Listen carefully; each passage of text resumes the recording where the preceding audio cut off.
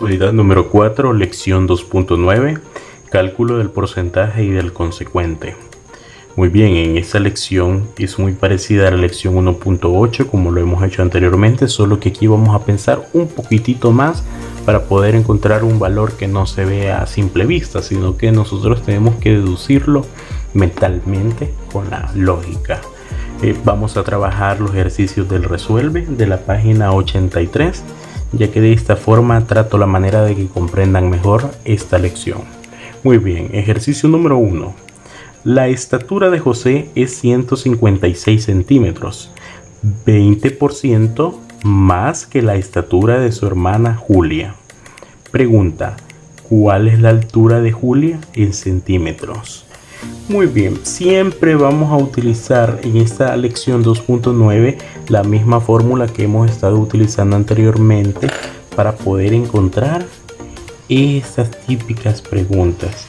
Que al final estas preguntas, en pocas palabras, son la consecuencia o el consecuente de haber relacionado los anteriores datos.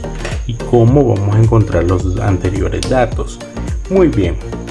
El primer dato tiene que tener la característica que no tiene que ser un porcentaje.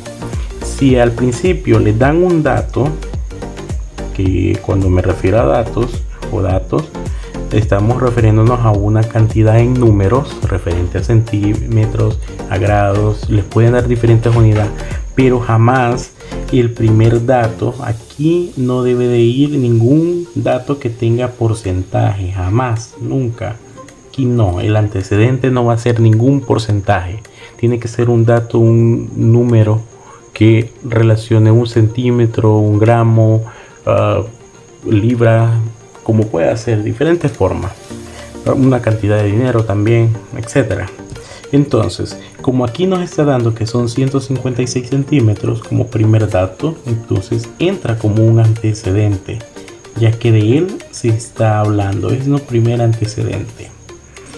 Muy bien, en el valor de la razón, allí sí tiene que ir un porcentaje, pero tenemos que hacer la razón de ese porcentaje dividiéndolo entre 100.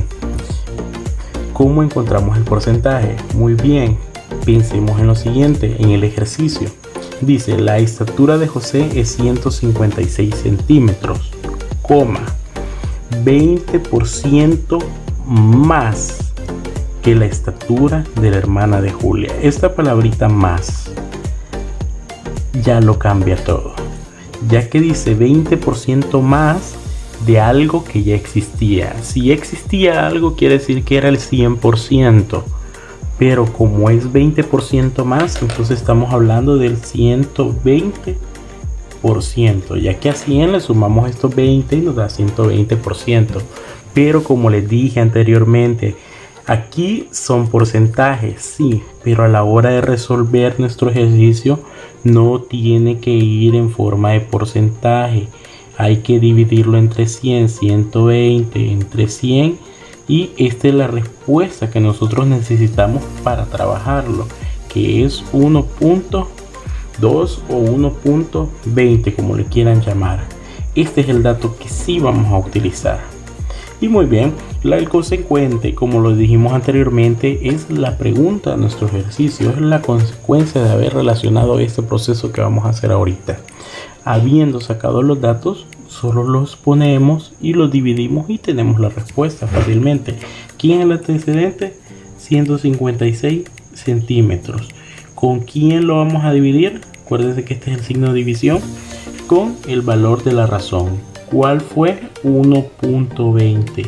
No van a poner 120%. Es el valor entre 120 entre 100, que da 1.20.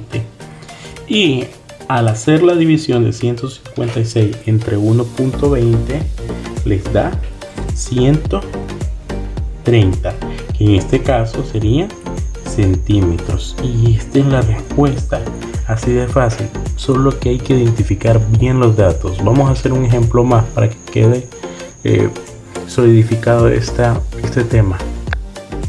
Muy bien, tomamos el ejercicio número 2 como el siguiente ejemplo.